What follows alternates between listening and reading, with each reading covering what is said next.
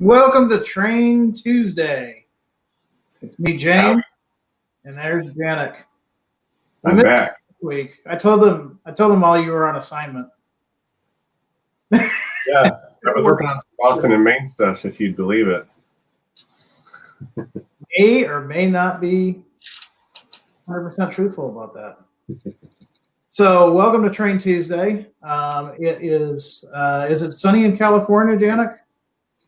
It might be, but I'm not sure because there's too much smoke and Too much smoke. dirt in the air right now because of all the fires.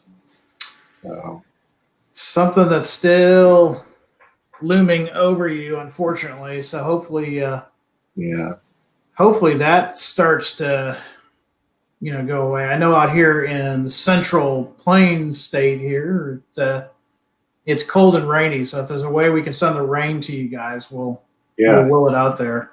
Send it on over. So, the air quality's got to be horrible right now. I haven't gone outside much unless I need to. So. Man. So, hey, everybody. See you guys out there commenting, and welcome aboard, and thanks for joining us today. So we've got kind of a special broadcast today because I don't know about you, Janek, but every once in a while I'll go through the comments. Janek is really good about going through the comments on social media and answering those questions that you guys have. But every once in a while, I'll see some guys asking, us like, hey, you're going to do this in N scale. You're going to do that in N scale. You're going to do this, that in N scale. And, N scale is a popular scale. It's still not exactly where HO is, but as an N scaler myself, you can see in the background there, I think I've got some microengineering turnouts in N scale. There's quite a few of us out there. And so it just so happens that Janek's been, again, hard at work coming up with some stuff. And this month for October, the last two things we're going to cover in our packet are N-scale, the 20-foot containers. And maybe I've been in the heartland of Illinois too long, but I really am excited about the covered hoppers. We see a lot of those out here in the Plain States. So, why don't we show some N-scale? Let me go ahead and share the screen here. Yeah, we usually gloss over it when we go over the announcements and don't spend too much time talking about it. So we'll spend a little bit more time talking about it today, maybe some of the features that you guys might not. And Janek, these are the first time that we're talking about we're going to talk about the N-scale 20-foot reefer containers. These have never been offered before in Athern, right? Yeah, so it was a couple years ago, and we were all sitting around a table trying to come up with new product ideas, and we said, well, there aren't a whole lot of N-scale containers on the market. There's a few, but not a whole lot. And we have some versions in our line in HO scale that have not been offered at N scale before, at least not to my knowledge. And this 20-foot reefer being one of them.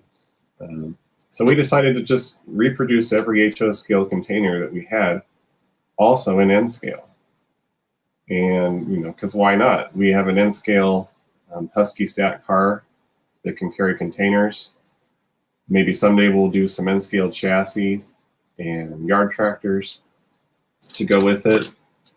I don't know about you, Jim, but if you ever tried to build an intermodal train, it's quite an expensive proposition and takes up quite a bit of space, both in storage and when it's on the layout. It's not really something terribly attainable in HO scale. In N scale, though, a lot more manageable with the size of this stuff. Yeah, it really is. I mean, especially if you're part of like one track or N track where you've got access to modules and you can, there's even a Fremo N scale version now. And you can make some pretty prototypically accurate trains. I know when I was active in N track probably about 20 years ago, it was not uncommon to have guys with lash ups of 4 or 5 diesels on the front end and different types of intermodal stuff. And you're right. I mean, back 20 years ago, there really wasn't any over the counter ready to go. Maybe one manufacturer came out with some well cars and a couple of containers, but I mean, in order for you to do it and do it right, it was an expensive proposition. That's definitely true. Yeah, and trying to recreate the variety that you see, it would have been difficult then, but now quite a bit easier. And these are all lines that we basically saw your comments out there. A lot of folks were commenting on the ones that they wanted, and we responded. Janek, I know you did a lot of work on these as far as getting the artwork and stuff off to the manufacturing process. So what, for somebody that's more in tune to, say, your standard box cars and flat cars, how much different is there in research regarding like a container like this? So researching containers, I find it quite a bit easier than researching freight cars. And the big reason why is that containers is pretty much what you see is what you get. If you have good photos of the container, they pretty much don't change over the course of their life. They don't get replacement doors, replacement trucks. They don't have the ladders cut down. They don't have safety appliances added like you'd see on a freight car. So it's quite a bit easier with containers. There tends to be quite a bit of small printing, especially on the ends. So it's important to have shots of all sides of the container. We've got a couple good contacts that we work with who actually have access to intermodal yards where they will go in and they will shoot these for us, knowing what we need. And so it basically gives us exactly what we need to do the artwork on them.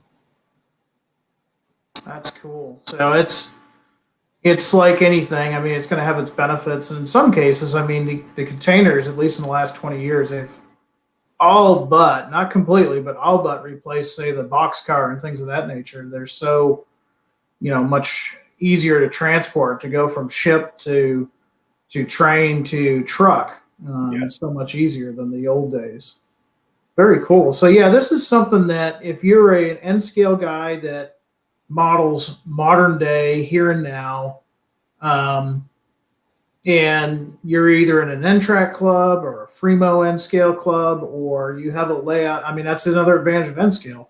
If you got a pretty good sized basement, you can have a really, really nicely appointed layout. So if you've got the room for intermodal, these are definitely something that you're going to want to have. And even if you're somebody like me that just has a small 6-foot switching layout, if you're doing modern day, you still might want these around your layout, because who's to say?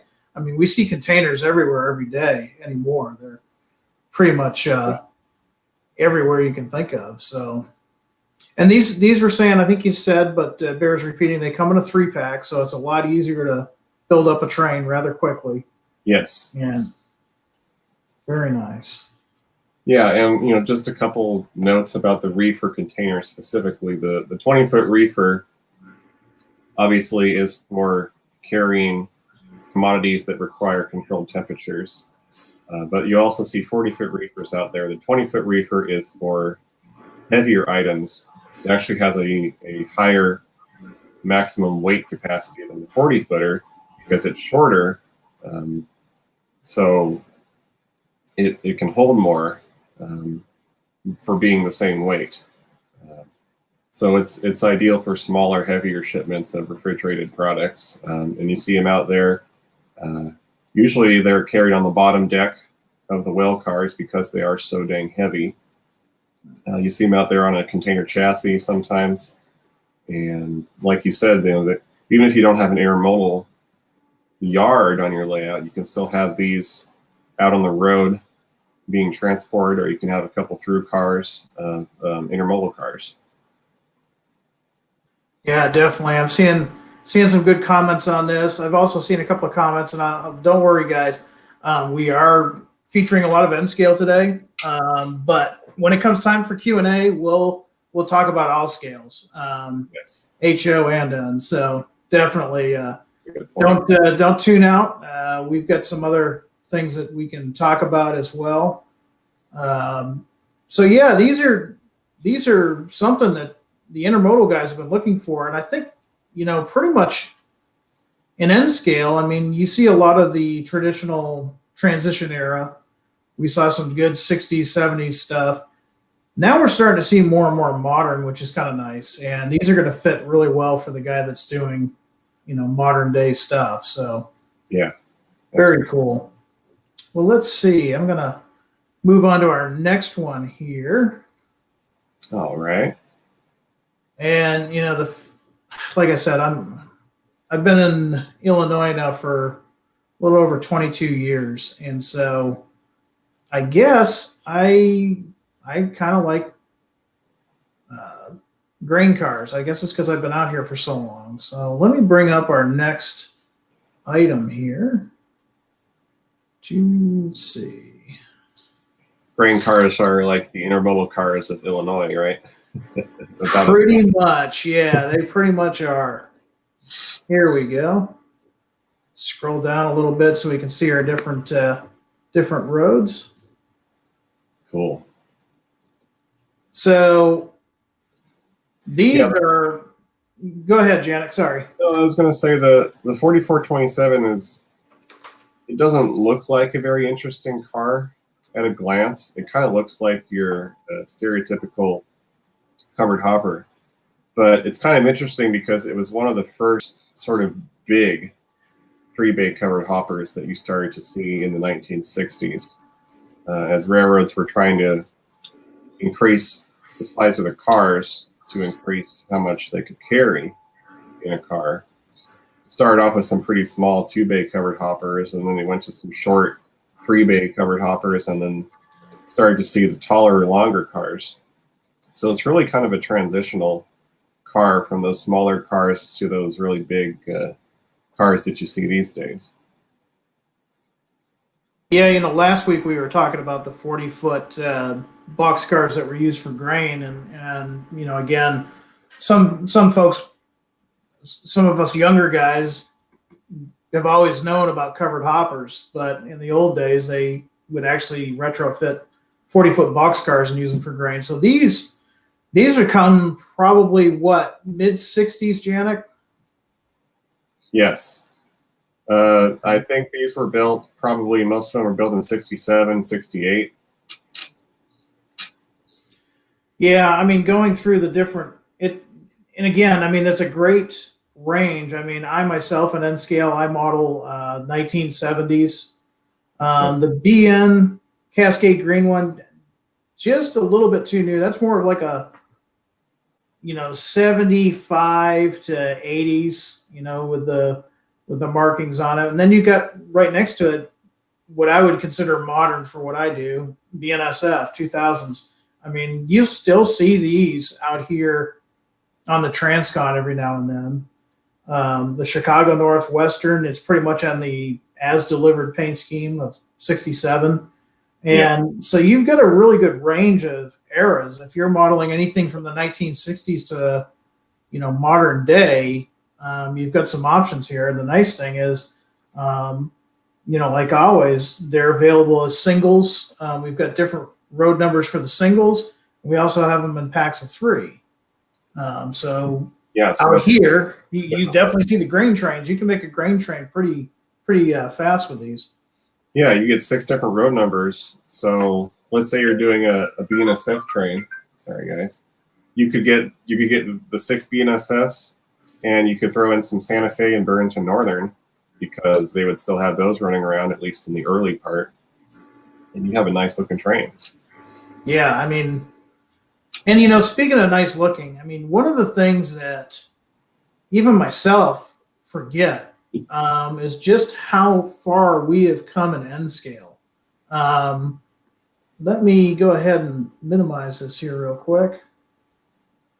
And so we don't have any of these in stock right now, but I do have the previous release, which is based on that same car.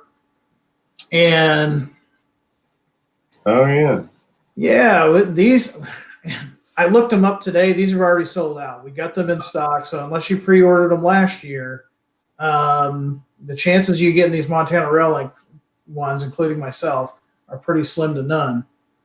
So, that's one of those things where if you see anything that's in today's broadcast that's for the October announcements, go ahead and make your orders now with your dealer, because Yes. stuff like these, they tend to go really quickly. Yeah. Now, I know in the past I've showed these, and go ahead, Jack. Like you said, you can roll the dice and try to get it when the shipment comes in. We don't always know exactly when the shipment's going to come in or when each specific dealer is going to get their stock. So it's a little bit of a gamble. If it's something that you can't live without, pre-ordering is the best way to get it. If it's something where you're like, I could take it or leave it, then you could try to wait and see if you can get it after the fact. Yeah, that's a good point. Because remember, a while back, we had the GP7s, the Genesis GP7s, and we had that run of the Harvest Gold and Green. Oh, the main. They're pretty much gone, guys. Yeah. I'm probably going to pick up the regular ones. I really wanted the DCC and Sound, but I'll pick up the other ones because right now I don't have an HO layout. But that's a case in point. I mean, those just sold out. The SPs, we've got some Jeep 9s like we posted last time you were with us. Those are not going to last. So if you see anything in one of these packets or announcements, you're going to want to go ahead and order with your dealer. And your dealers do have a monthly PDF like what we're seeing. So they'll know what you're talking about. So if you go in there and say, hey, I got to have one of these in Cascade Green, they probably know what you're talking about. Now, the advantage of N scale is, this is a, nice big car in real life. And N scale, it's not even the size of a candy bar, really.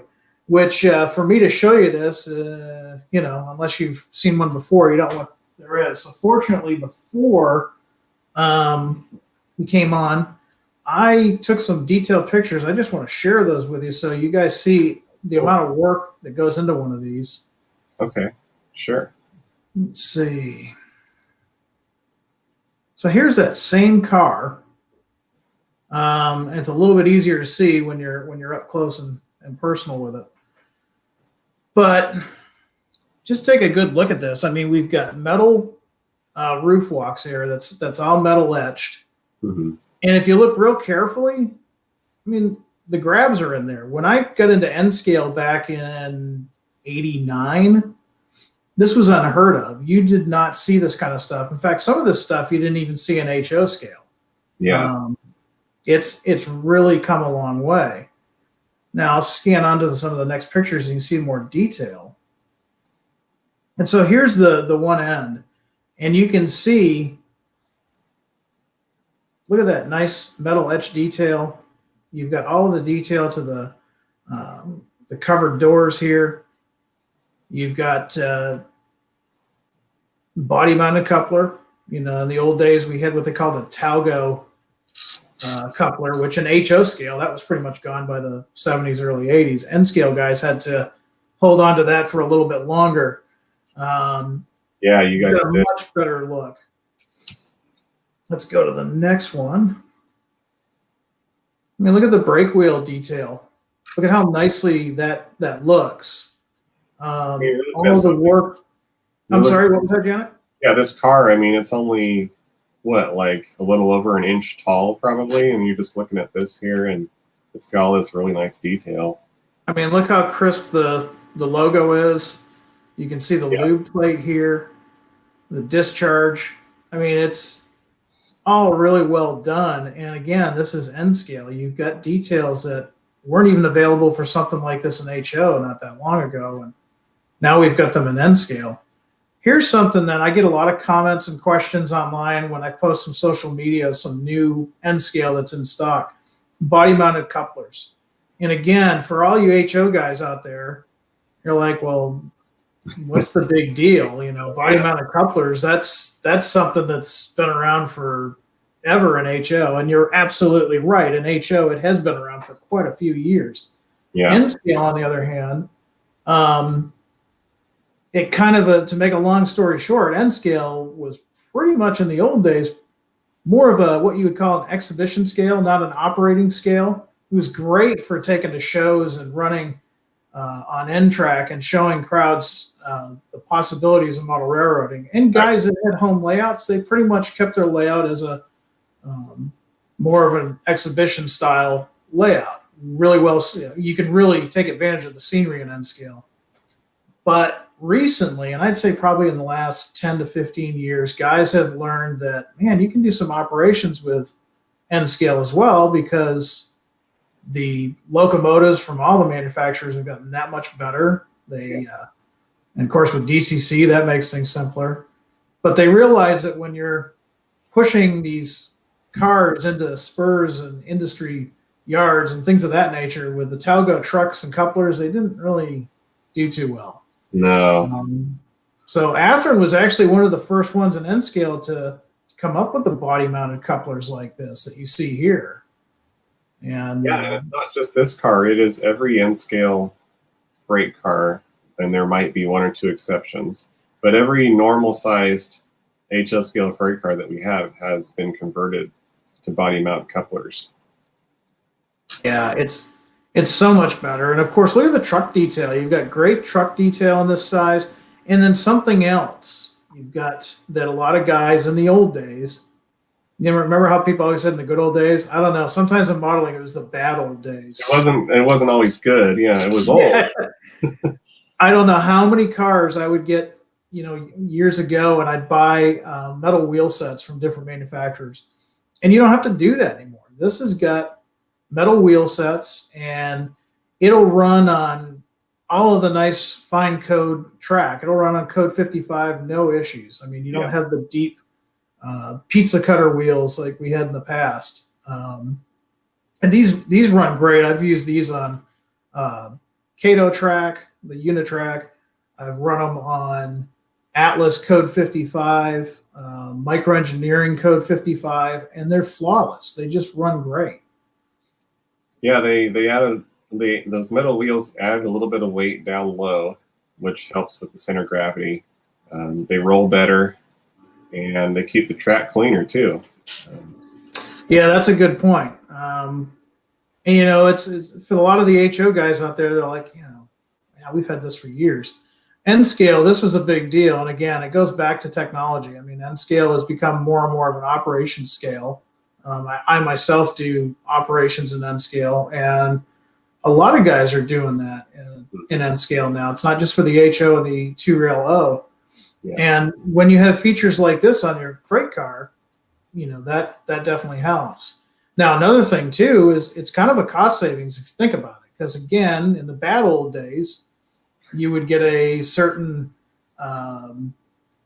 freight car, and you would upgrade the couplers, and then you upgrade the trucks, and then you'd upgrade to metal wheels, and then you'd put a bunch of weight in it, and then there were aftermarket companies that made metal etch parts for the car. When you get done, you probably had $25, $30 in just hop up parts, if you will, into your freight car, and time that you could have been working on the layout, you were spending on umpteen freight cars. I remember those days. Whereas nowadays, we're lucky enough as N scalers to pre-order with our dealers and open up the box, and there you go. So really cool. Yeah, and like you said, instead of having to do all this work, it's ready to go out of the box. Is it more expensive than they used to be? Yes, but it's not to the point where you could get two for the price of one, so to speak. It's still quite a good value for what you're getting and not having to do all this work, like you said. Yeah, I mean, it's so much better than it was even 10, 15 years ago. I used to see the cool freight cars that the HO scale guys had, and man. And now you look at the the pipe detail we've got on this little tiny N scale car. Yeah, the brake pipe there. Yeah, I mean it's really nicely done, and like you said, all of the freight cars that we have now in N scale, they have body mounted couplers, they have metal wheel sets. Um, they're really good as far as tracking on all different kinds of tracks. I mean, N scale, you have to be a little bit more finicky with your track work because just a fraction of a millimeter can cause a major derailment, and these things track just incredibly well. So that's a great Nice. freight car that we've got. That is I, really. so that being said, I mean we've got some other N scale cars that just came into stock, but I will warn you before I show you these, if you see anything that is on the screen, as soon as we're done, you won't even hurt Janek and I's feeling if you get on the phone right now and talk to your dealer.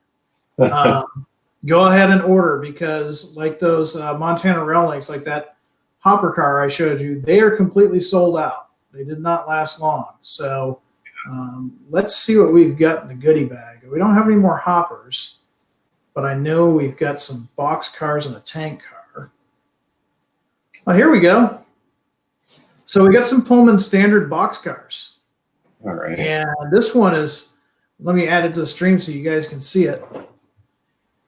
So that is one that, I don't know if you've seen them out there, Janek, but I've definitely seen them up in the northern parts of Illinois. I don't think I've ever seen a Green Bay and Western car in person. They seem to kind of come and go relatively quickly. But they stuck around for a while with patch reporting marks and patched over logos, I know, too. And I mean, there's no missing that bright yellow. Mm-hmm. Mm-hmm.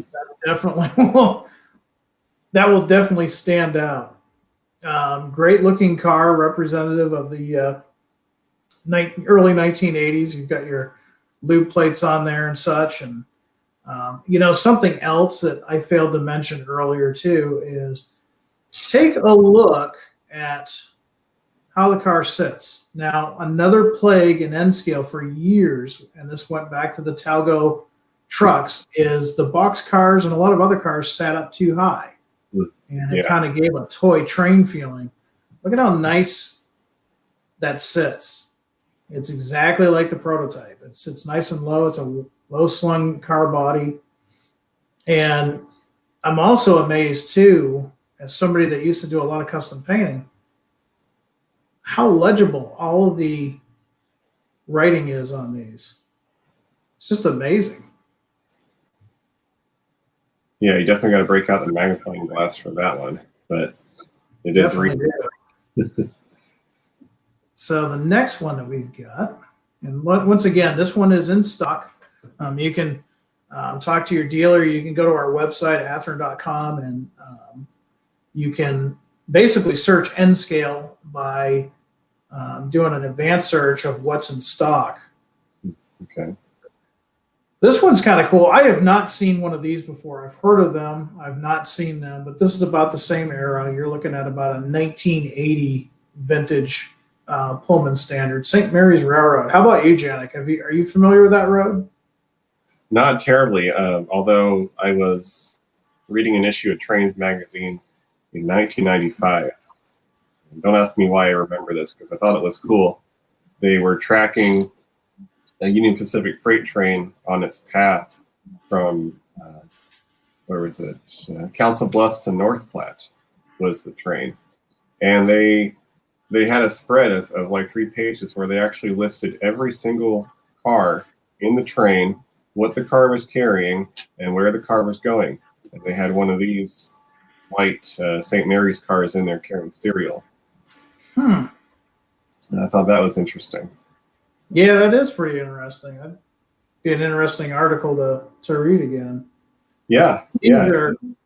These are perfect freight cars for, guys in N scale that are doing, whether it be a smaller layout or a large layout, but predominantly you'd see these in the late 70s, all throughout the 80s. And, with a little bit of weathering and patching and stuff, you'll still see them occasionally on the roads. And we've actually got, if you guys didn't know it, we've actually got some N scale stuff that's primed for grime that is really just ready for you to start weathering. So it's when you get a chance, check that out if you like what you're seeing. Rick here, I got a question from Rick. He's like, does the door open without sticking?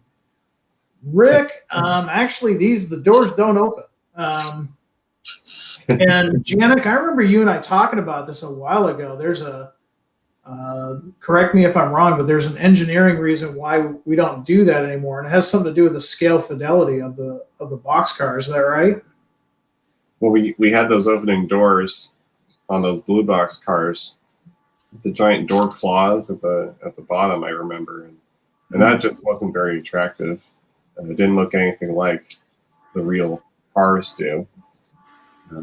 To that point, I will say I've seen other companies with opening doors on their cars, and they actually have a door track that goes on the inside of the car, which I thought was interesting, and it's something I want to bring up with the engineers maybe for future. If we do any future box cars, we could have the door track inside, so that when you open up the door, you don't see anything out of place. Really, it just looks like it should. Yeah, that's an idea. That's something to think about. Let's see what else I've got for freight cars. I think we got one more box car. Nope, I'm wrong. We got a tank car. Now, this is another one. I was amazed. Again, with tank cars and N scale anyways, a few years back, it was not common to have body-mounted couplers. This one's got body-mounted couplers. The frame is really well done. And the thing that amazes me about this car is you can actually, I kind of zoomed in on this picture, but you can actually read the 1-800 number for the hazmat material that's on board, in case there's an accident type thing. Oh, I can just see you hosting an operating session, and somebody derails one of these things in the yard, and a guest operator is out there trying to call the number. Yeah, there you go. Out there. That don't really, I used to have guys that would complain just because I did all my freight forwarding with the actual freight numbers, and when you get older, you just don't see the numbers as much, especially with these. But man, the printing on these are so sharp. The logo is really sharp. It's a really cool freight car, and once again, it sits at the right height, body mounted couplers, great stuff. Let's see, I got one more to show you guys. This one's really cool. I like this one, the Middletown, New Jersey. This is one car that we're offering, and we still have limited stock. But for whatever reason, this boxcar style was all over the country on many different names. And so we've got it as a prime for grime, where the Middletown and New Jersey is painted out with a different shade of blue. We've got another one where it's got a darker shade of blue on the bottom. And they're prime for grime. And what's cool about this one is this isn't just a decal. This is actual placard that's on the door. So really, really cool stuff that just didn't see an N scale not that long ago. I don't know the story behind that family of railroads, but like you said, there were those MNJs, there were the Pickens cars that were painted exactly the same.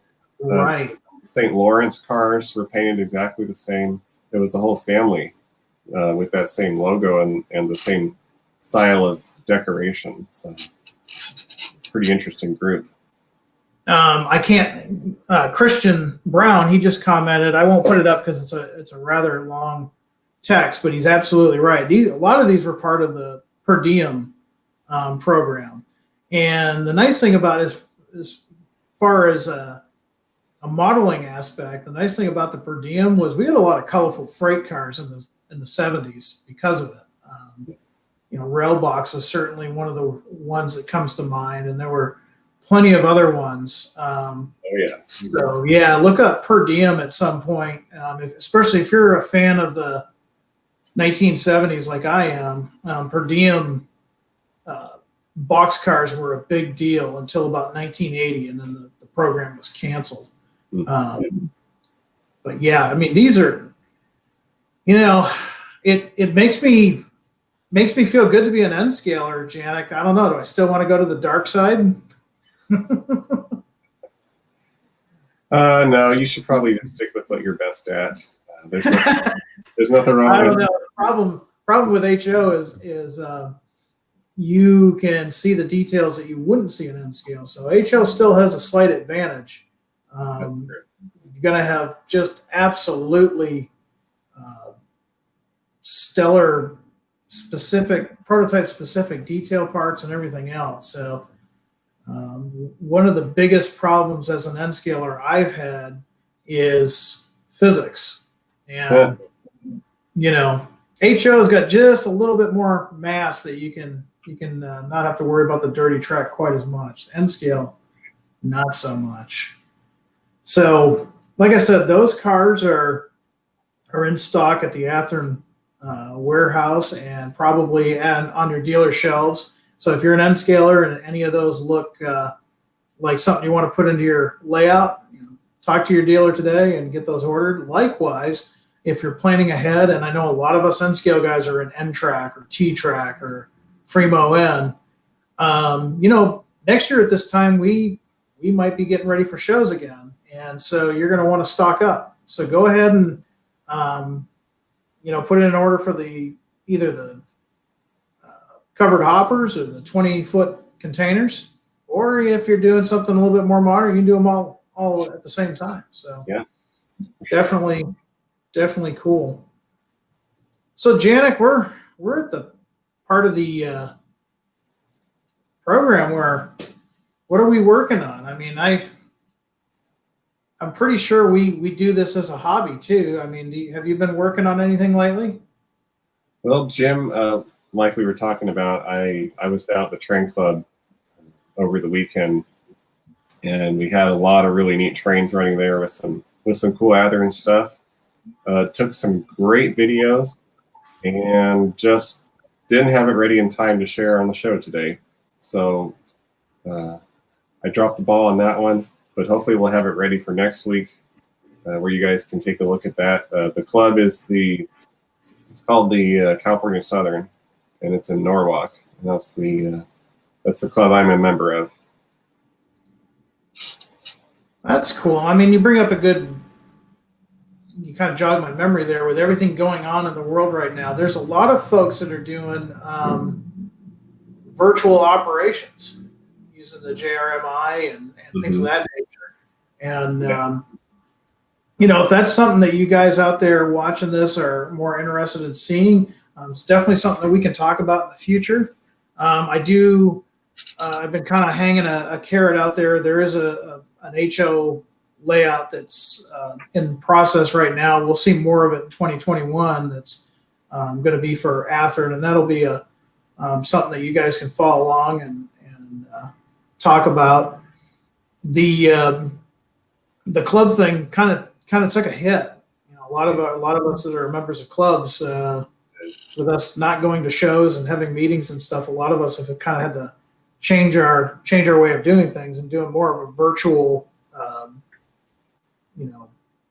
operations, virtual meetings, things of that nature.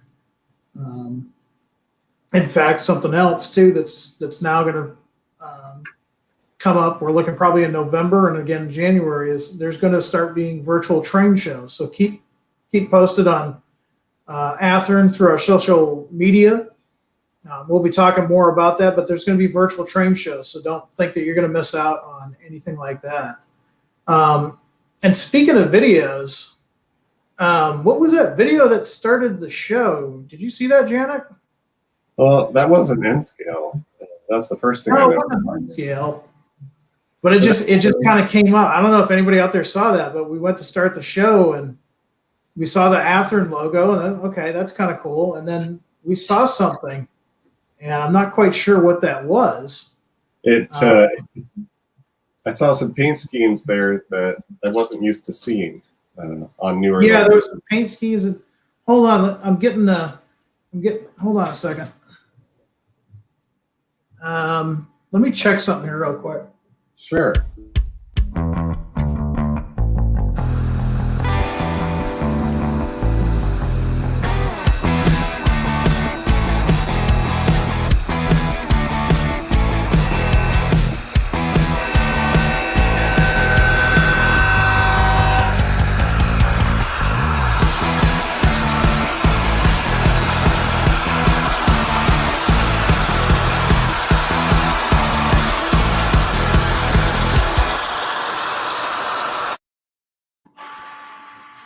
What was that?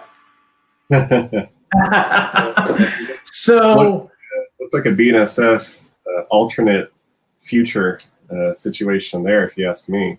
it's my version of BNSF. That's how it should be. But I'm a CB&Q fan, so I'm sorry. I think that Cascade Green looks pretty good on a Jevo too. But yeah, so what that is, and I want to thank one of our Athearn employees, Jack, for getting that video to me. That was actually taken out in California. These are the samples that just come in. When did we make that announcement, Janek, on those Fantasy ES484s? It was towards the beginning of this year, I want to say, that we announced those. Yeah. And so as you see there, we've got the Santa Fe War Bonnet. We've got the Burlington and the Chinese red and gray. We've got the BN with the Cascade Green. There's also a Western Maryland version and the Circus paint scheme, which is really cool. There's some Jesse too, right? Yeah, exactly. So if you're like me and really think that the modern locomotives are cool, but the paint schemes aren't what they used to be, you can go ahead and take advantage of that. Now, those are due to arrive here in December.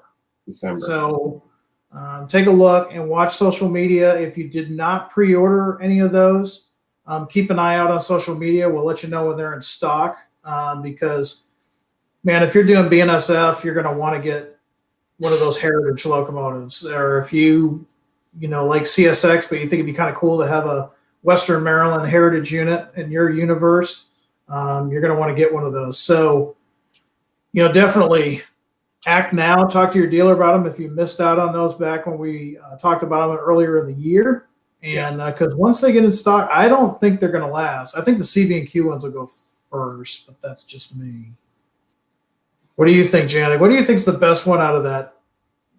Anything SP Black Widow it tends to sell out quick. So I personally. That's true. That's true. Yeah, that is a catchy paint scheme. Oh well. So keep an eye out for those guys. That's going to be out in should be hitting the stores about December or so.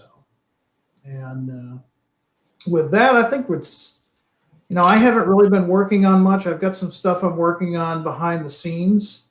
Another reminder too that Friday we've got a special live feed. Matt's going to join us. Matt's going to make an appearance. So if nothing else, tune in so you can see Matt. Well, yeah, because we haven't seen Matt in a while. Has anybody fed Matt lately?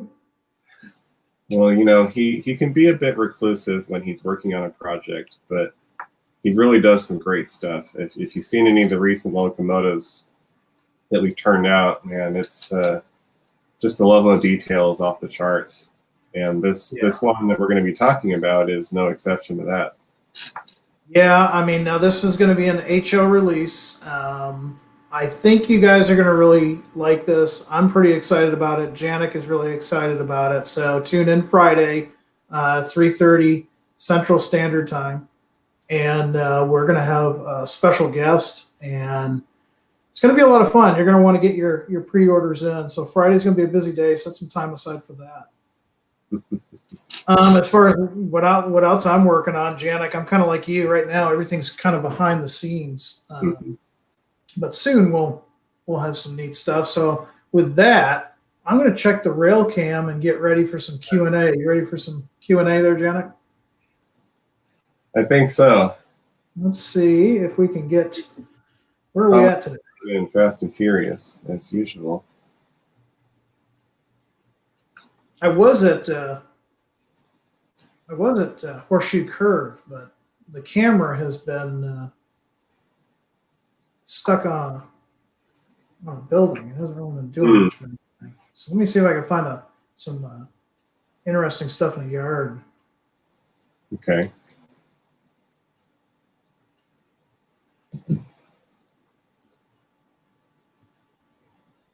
Hey, we get to watch ads. That's YouTube lately.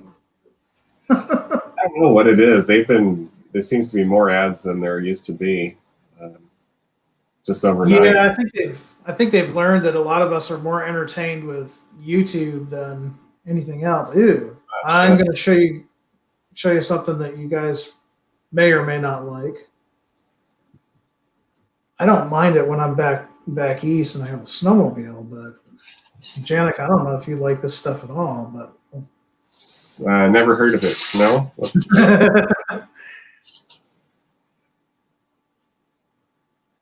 Oh, there we go. There's some white stuff on the ground. This is in Laramie, Wyoming. Whew, too early for that in Illinois, I can say that much. But looks like we got some beginnings of somebody's model railroad bench work right there. So let's see what we've got for some questions today. All right. Let's go through here, and guys, we'll try to get as many as we can, but can't always promise we're going to get everybody. But we are watching. Let's see. Got one question from CSX. Are you going to do any more SD40-2s? Well, is there a certain road that you're looking for, or you just have an affinity for that specific locomotive? I think it's safe to say we're always going to be doing SD40-2s. There's quite a few of those that were out there that were built. Plenty of road names to choose from. Let's see. We got a couple people in there asking for a DD35, which I thought was. Yeah. I'm going to guess that you guys want a DD35 as well as a DD35A to go along with it. I know I would. That would make sense. Yeah, that would be cool. I mean, that's one of those big UP engines that hasn't been done in plastic. A lot of them have been done. It's true. But that one has not. So I thought that was a good suggestion. Donnell, if I'm pronouncing your name right, I apologize if I'm not. And he says maybe you can convince Amtrak to drop the Chargers and order Pepsi canned Gevos for the long distance trains. In that fantasy fleet, we've got the Pepsi scheme, don't we? Yeah. Well, I mean, that was the inspiration was the Pepsi cans. I always liked that paint scheme. I thought it was kind of cool. You can kind of the paint scheme for a new generation. Put on any wide cab GE and it's going to look good, I think. Yeah. Yeah, I wish I'd gotten more pictures of those when they were somewhat common here in Illinois. Yeah, and I mean, you bring up a good point. I mean, that's kind of like I guess you could say it's the question of the day. I mean, what do you guys think of the Chargers, what Amtrak is using now? Do you like them? It's kind of some guys really like them and some guys just think they're ugly. Yeah, I'm probably one of the guys who doesn't care for them too much. I grew up seeing mostly F-59 PHIs. Mm-hmm. I didn't like those at first either, but they definitely grew on me. I always liked how they sounded when they were ramping up. And the Chargers, they don't do anything for me as far as the sound. And for me, sound is half of it. Right. Yeah. Definitely. Let's see. Christopher, let me see if I can grab you. Comment there. Genesis Union Pacific Veranda Turbine rerun. Well, that is an interesting comment. I'm going to show something that will get the glare off of it for you guys. Union Pacific's Turbine Era. Now, why would I have that book on my desk, Jim? What? I don't model UP in the 1950s. Why would I have a turbine book on my desk? Maybe you're just tired of politics. I wanted to change it up. Aren't we all? It's a really cool locomotive, and the more research you do on it, I mean, I don't model anything the furthest west that I ever modeled is 1967 CB&Q. Mm-hmm. But from an engineering aspect, I mean, that was a really interesting locomotive. A lot of research, a lot of stuff all around that. So it'd still be a fascinating book. But I'm thinking if you've got it, and foreshadowing, you're wearing a yellow UP shirt. Oh my goodness. Is that what they call an Easter egg? No, I'm really over the hill. Yeah. Sherman Hill, that is. No, but yeah, why would I have a turbine book on my desk? I'll leave that up to you guys to form your own conclusions and keep watching our announcements. That's just it. You never know what's going to happen and what's going to come out of the Athearn shops. Yes, that's true. Let's see. I saw a comment a little bit earlier that I thought was interesting. I'm trying to find it now. But it's pretty far back. 2:17 p.m. Mr. Gordon Fletcher there, complete with MRL locomotive as his picture, wants to see an MRL sound caboose, and I'm guessing he would want to see that in Genesis. That would make sense. Big idea. I don't know what kind of cabooses MRL had. They probably had a bunch of secondhand stuff if they did have cabooses, which I'm sure they did. I don't know where they were. I'm going to wager a guess that they were probably former BN. That's probably a good guess, yeah, because I know they got a whole lot of former BN equipment. Let me check something here real quick, Janek, and I'll be right back. Sure. But yeah, no, I want to look into those MRL cabooses. I think that would be a cool Genesis one. So while Jim's gone, let me just see what we got going in the comments. Steve Wood, any Genesis steam locomotives coming, any railroad in general? Steve, yes, we are working on some more Genesis steam locomotives. We aren't working on anything that's a different prototype than what we've already released, but we are working on some new versions of the ones that we have released in the past. And we're looking at 2021 coming out with some more steam locomotives in Genesis. Guess what I found? What did you find? Oh, look at that. Another book. Why would I have this book? I don't know. I thought you were a 1970s guy. I know, right? But Montana Rail Link is a cool railroad. And to answer your question from earlier, yeah, a lot of them did come from the Burlington Northern as far as the cabooses. Okay. So, I don't know. I Well, think we might have to read this book a little bit closer and see if that's something we can do. I'd like to look at it, definitely. Yeah. I mean, Montana Rail Link, I always thought was a cool railroad. You know, I think all of us are guilty of railroad envy. You know, we might model something specific and be like, you know, if I wasn't modeling this, I'd model that. And Montana Rail Link is definitely one of those lines for me, anyways. That was sort of one of the first really popular, really successful regional sized railroads. They started popping up in like the 1990s, and they got really, you know, there were a lot of really good ones in the 2000s and up. But MRL was one of the first that people started paying attention to.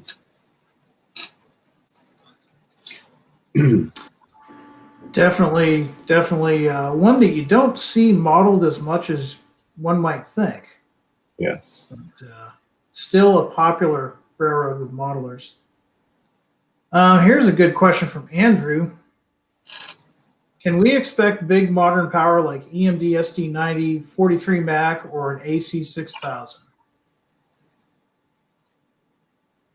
Modern power. Modern power? I think so.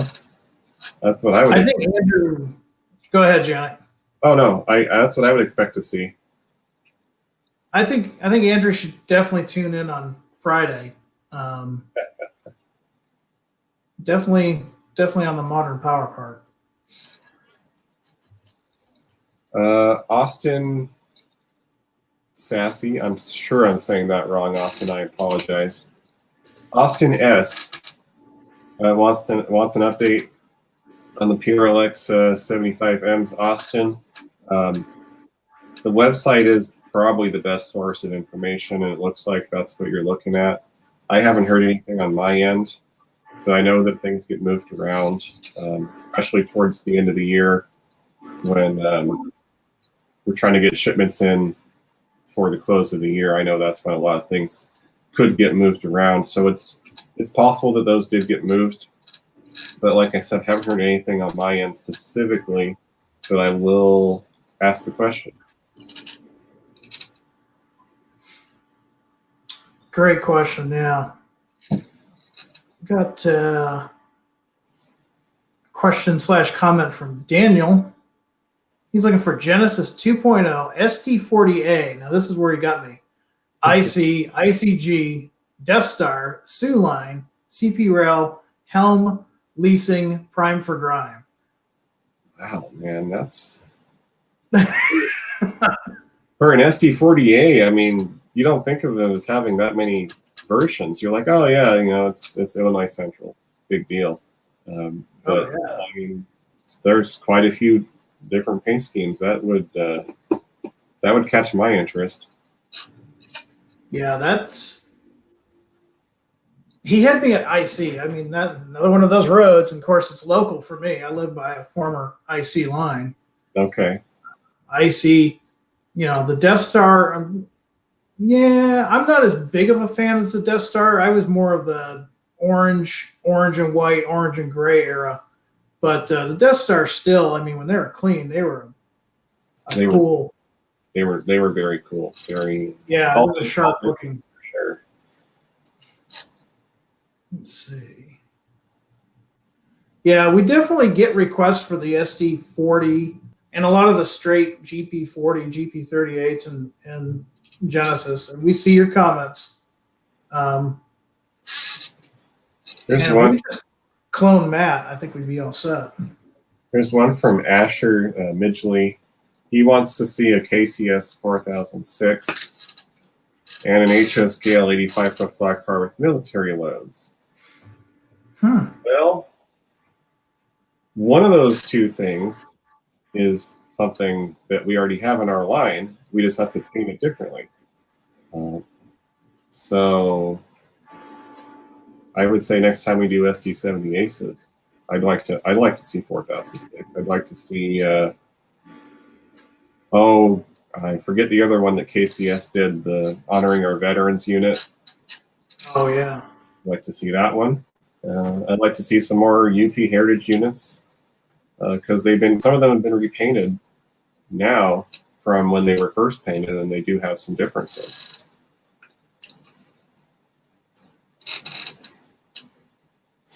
Kind of on the subject of flat cars, Matt's got a good request. He's looking for 89-foot flats repurposed for wind energy train blades, nacelles, etc. Definitely see those out here. I'm sure you see them out there in California. Yeah, I have seen them out here, believe it or not. Union Pacific decided to park them on Grover Siding in my hometown for a couple months. So I did get to see those. They were empty, so not too exciting. Joel Ashcroft wants a VW microbus with working sanders. Well, I can tell you back in '76 in New England, you definitely could have used sanders on the full scale one. I mean, they didn't weigh anything. Out here in the Midwest, one swift wind and you'd be in the ditch. It'd be great for if it snows, huh? Yeah. Oh, that'd be great. Yeah. 0 to 60 in 2 days. 0 to 60? Maybe. Yeah, maybe. With a tailwind. With the tailwind, downhill. With the tires overinflated. Right.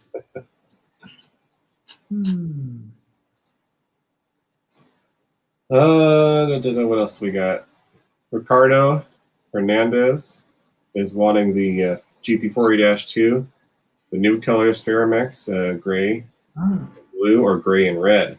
Well, if you're talking about the gray and red, that is a neat scheme, like we did on those SD40-2s recently. And I would like to produce that on the 40-2s. I can't find very many good photos. So if you've got anything, send them over to help@ather.com, and I'd like to see those. You know, that's another railroad line that recently seems to be getting some interest. And Ferromex has good, really cool paint schemes, and it's another railroad that hasn't really been done all that much in the past. Right. We did really well on the release back in, was it September? We had the Ferromex units. Yeah, we had two different versions of them, and both of them sold in very good numbers. Sometimes when you do that type of stuff, maybe the stuff that's not so common in the United States, it can be hit or miss with customers and dealers. But that stuff is just so attractive, and it really doesn't matter. And maybe we got some people introduced into that railroad at the same time. So I got to post this. This is Ricardo again, and he says, we call the color for Ferromex the Coca-Cola colors. So we have the Pepsi Amtrak, and got the Coca-Cola. I like it. Oh, does that mean we can't make them at the same time then? You know, is that going to be an issue? It's a good thing we don't have the blindfolded taste tests anymore like they did back in the old days. Yeah. That's pretty cool. It's kind of cool to see the different nicknames rail fans give railroads. I mean, regional to this area here, a friend of mine always called Norfolk Southern dark ponies. You know, we got a dark pony on track 1. Huh. Just nobody, and I've never heard anybody else call it that. But then you hear like the Kodachromes back in the day with the failed SPSF merger. Yep. It's kind of cool to hear the different nicknames that rail fans give the different railroads. Yeah, my favorite is always going to be the vomit bonnet on the BNSF. Yeah, I got to see that in real life at Galesburg one year, and it wasn't any prettier in full scale. It really was, and it's funny because those colors look really nice on the exact 70s that they originally painted on. Yeah, they look great. But man, you take a iconic scheme such as the war bonnet and change the colors, and suddenly I could see how it got that name. Wow. I see what they were trying to do, but man, did it not work out. And you know, and again, I'm kind of biased, but I always thought the Kodachrome, the SPSF paint scheme, was really a cool paint scheme. I thought the colors looked good. I mean, just work. But man, that green and cream did not work. Well, and going back real quick to the BNSF, I almost wonder how it would have looked if they went the other way. So they stuck with the executive scheme and gave it Santa Fe colors. That would have been interesting to see. Yeah, I mean, that probably would have been kind of cool. It sort of looked like the TRRA white and red scheme that they have. Yeah. I mean, they went through so many different paint schemes. I really like the Heritage one, just the thin yellow line with the orange and the green. That was my favorite. Didn't really care too much for the Heritage 2. And then the swoosh. Yeah, I don't know. It's weird though. I don't like them on the 6-axle wide cab stuff, but for some reason depending on what you call it, the Heritage 4, Heritage 3, whatever you want to call it, but it's basically the Heritage 1 scheme, but in orange and black. They look great on SD40-2s for some reason. So it's weird how colors do that to you. GP60Ms look good in that scheme, if you ask me. Yep. There's a lot of people. I'm sorry. Go ahead, Janet. Well, that's okay. A couple guys talking about the the CN Heritage units, we are paying close attention to those. I've only seen one SD70M-2. That's the Grand Trunk Western unit. The other ones I've seen have all been GEVOs, specifically GEVOs of a version that we don't currently produce. But we're very interested in seeing what they do on SD70M-2s. And from what I've heard, there's more coming. Well, that'll be cool to see. Here's a cool suggestion from Mopac. Hmm. TRRA SD60Is. It has been a while, since 2016. Yeah, that sounds about right. Absolutely, man. We've never done TRRA. I don't want to keep it a secret. It's on the list for the next round. It's going to be done. It's going to happen. The 2021 announcement. So we'll when we get closer to it, I'll let you guys know. I see your weekly request for surf liners. Yeah, there it is. Thank you for that one. Let's see. I'm going to put this one up so we can get more info. Any chances of a fictional modern power in gray and red? Well, there's the Fantasy Burlington unit that we're doing in the ES44s. If that's what you mean as far as the gray and red, but maybe you can elaborate a little bit, and we can answer that. He might mean SP too, based on his picture.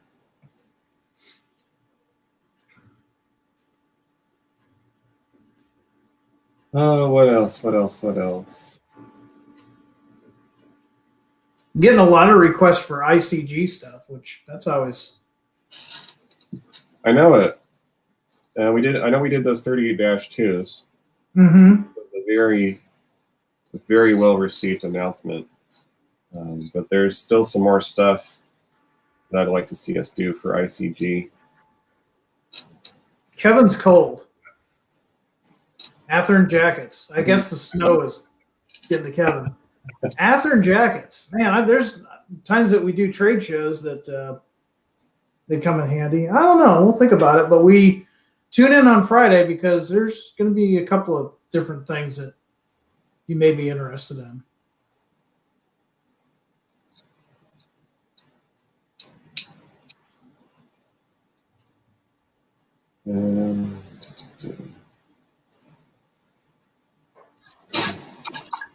I'll take a few more and probably call it.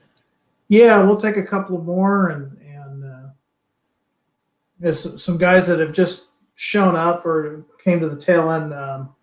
Just want to remind you, if you just stepped in, yes, Friday at 3:30 Central Standard Time, we've got a special live feed. Yes. Don't forget that this Friday also is when all the stuff that Janek and I have covered this past month is due at your hobby shop. So if there's anything you've seen on the PDF that you really like, go ahead and order that before Friday, because after Friday it's too late. And also Friday, we've got the big announcement, and we're pretty much going to just talk Friday on the big announcement. We will have all the new stuff available for you to look at on the website. But we're gonna, we talked to the web guys, and they're convinced that they're going to have everything ready to go. So, well, that's that way I'm sure they're gonna, I'm sure they're gonna do better this time and in the future. Yeah, I think the biggest problem they had was they were coming over from some type of one website to another type of website, some kind of backdoor stuff, and that really hurt us because a lot of the stuff didn't come in till much later. I did see a comment here. We've had some comments throughout the day asking for more vehicles. That's something that we're always looking into. I mean, definitely let us know what kind of, are you looking for, like maintenance away vehicles, civilian vehicles, things of that nature. I mean, trucks seem to be popular.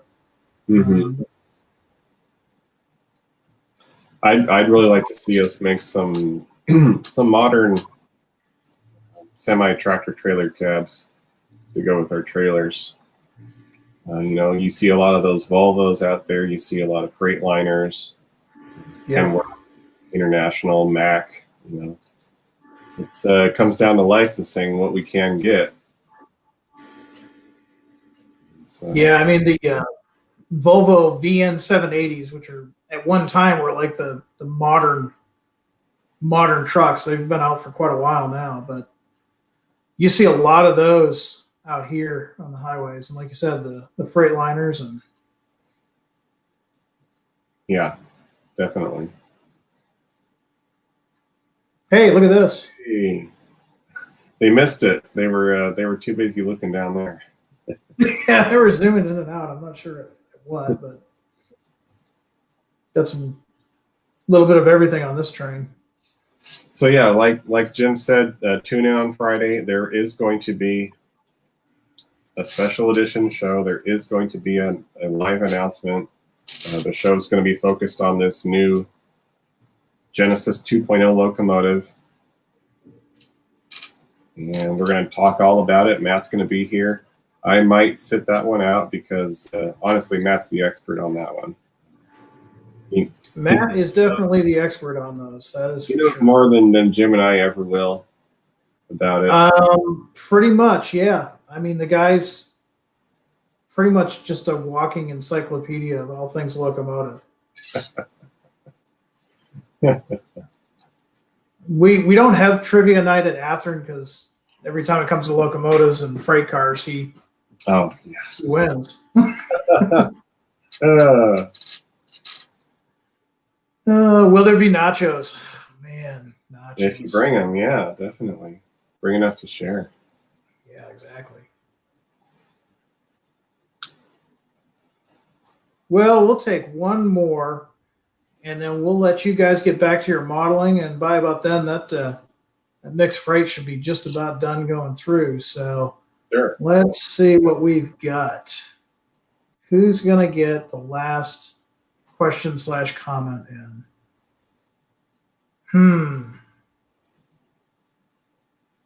I'll let you pick it. I'm sorry, go ahead. I'll let you pick it. I've been picking stuff all day. Not a problem. There's so many good comments. I mean, it's hard to choose just one.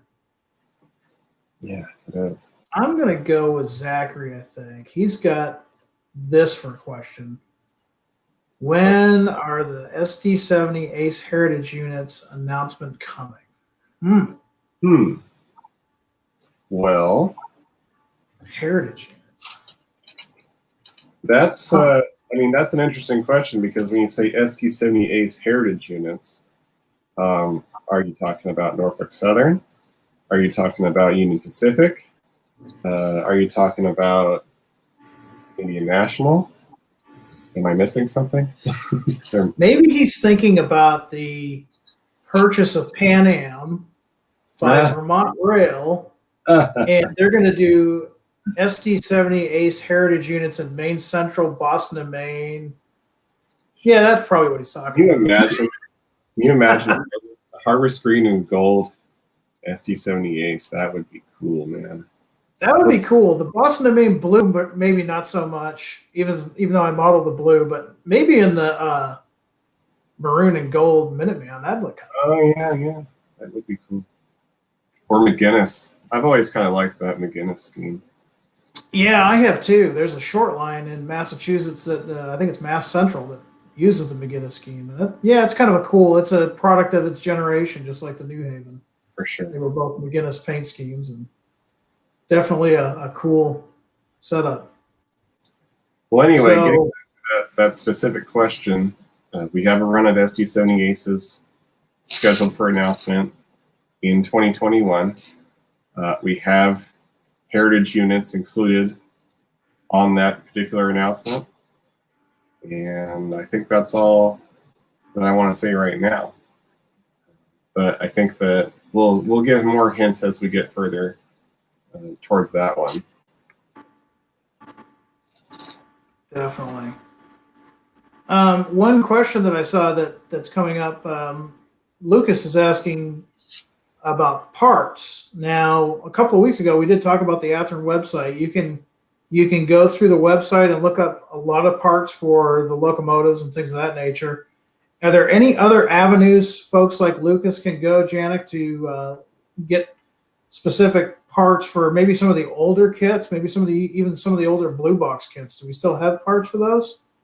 Yeah, we do. You can send them an email at parts@athearn.com, and they will try to get back to you as soon as they can. Usually, they get back to you in a few days, and finding the part can take a while because there's just a lot of parts if you think of all the stuff that we've made over the years. Yeah. Now, 2021 is going to be good. I mean, I'm seeing some comments out there. It's not going to be all modern. It's not going to be all diesel. There's going to be something for everybody in 2021. I think 2021 is going to be a good year for everybody. And Yeah. one of those things that you stay tuned for, and we'll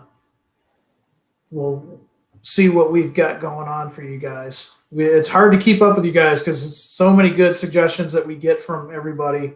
We really do appreciate all your loyalty out there and giving us the ideas. I mean, we're modelers too. Janek and I are both modelers, so we can relate to you guys. And it's great to hear the feedback from everybody. And I'm glad that you're enjoying the best hobby in the world, as Ken would say. So with that, I'll let you guys go. Don't forget, tune in Friday at 3:30. Watch social media. There's going to be a little bit of hinting going on throughout the week, some Easter eggs to throw your way.